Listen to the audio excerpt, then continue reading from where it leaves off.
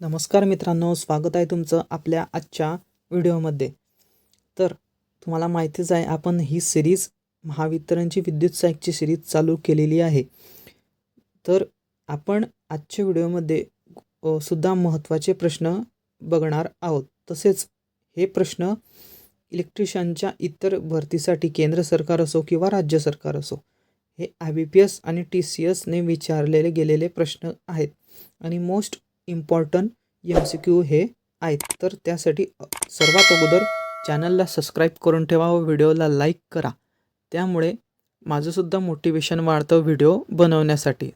तर चला व्हिडिओला सुरुवात करूया.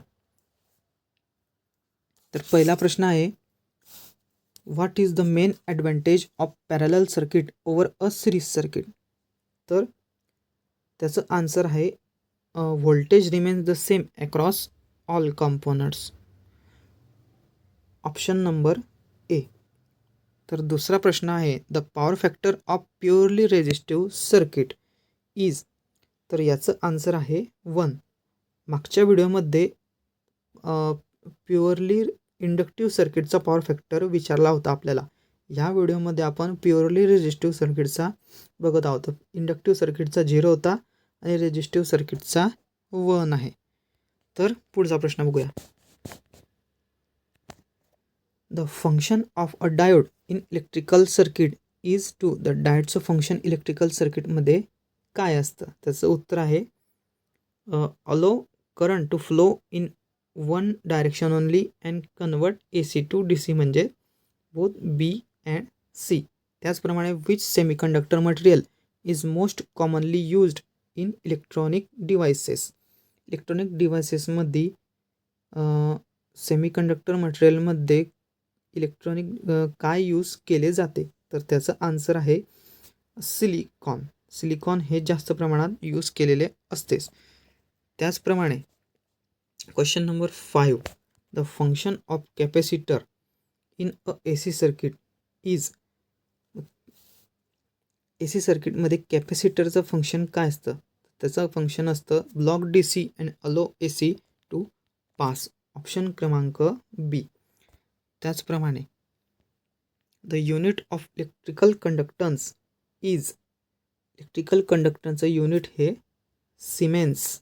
इलेक्ट्रिकल कंडक्टन्सचं जे युनिट आहे सिमेन्स हे असतं.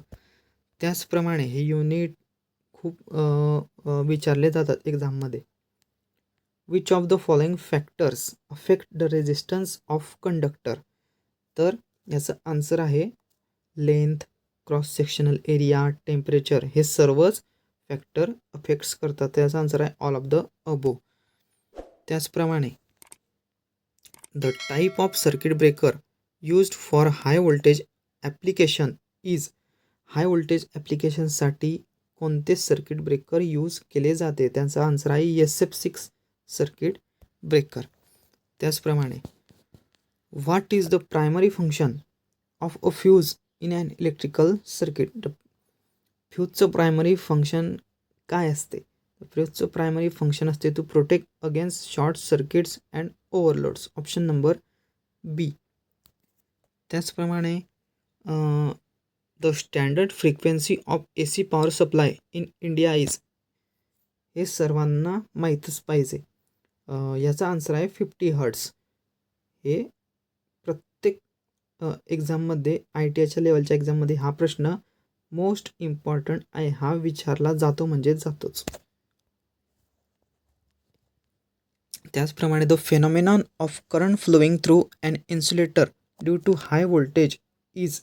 तर याचं आन्सर आहे डायलेक्ट्रिक ब्रेकडाऊन. त्याचप्रमाणे अशाच व्हिडिओसाठी आपल्या चॅनलला सबस्क्राईब करून ठेवा व व्हिडिओला लाईकसुद्धा करा. आणि आपली सिरीज कशी आहे, तुम्हाला प्रश्न कसे वाटले आणि कशा प्रकारे प्रश्न आपण घेऊ शकतो हे तुम्ही कमेंटमध्ये कळवत चला. तर पुढचा प्रश्न आहे, the main purpose of grounding in an electrical system is. तर याचा आन्सर आहे प्रोटेक्ट अगेन्स्ट इलेक्ट्रिकल शॉक्स. पुढचा प्रश्न आहे, which electrical device convert DC voltage to AC voltage. DC to AC convert करण्यासाठी काय यूज केले जाते? तर याचं आन्सर तुम्ही मला कमेंटमध्ये द्या.